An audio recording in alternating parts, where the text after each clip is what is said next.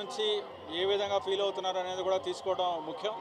అందుకని మాకు different sectors కింద డివైడ్ చేసి సెక్టర్ ఆఫీసర్స్ కూడా కంటిన్యూస్గా భక్తుల నుంచి ఫీడ్బ్యాక్ తీసుకుంటున్నారు.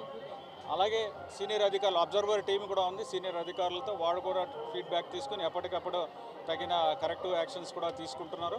అలాగే నేను కూడా ఈ గ్యాలరీస్కి వచ్చి వాళ్ళతో కూడా మాట్లాడి ఏం జరుగుతుంది, ఎలా ఉంది, ఏర్పాట్లు ఎలా ఉన్నాయి, ఎక్కడైనా ఇబ్బందులు ఉన్నాయా అని కూడా మేము ఫీడ్బ్యాక్ తీసుకుంటున్నాము. ఆ ఫీడ్బ్యాక్ని బట్టి కూడా కరెక్టివ్ స్టెప్స్ కూడా తీసుకోవడానికి చెప్తున్నాము.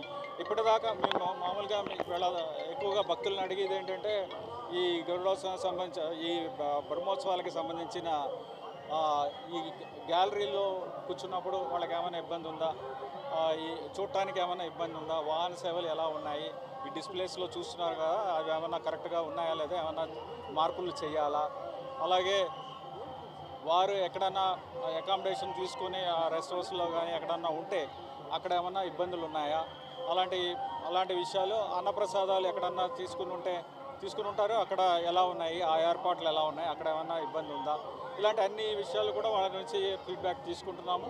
ఫీడ్బ్యాక్ మీద సంతృప్తి కనబరిచారు. ఏమైనా ఇబ్బందులు ఉంటే తప్పకుండా అప్పటికప్పుడు కరెక్టివ్ యాక్షన్ తీసుకుంటాం. Thank you.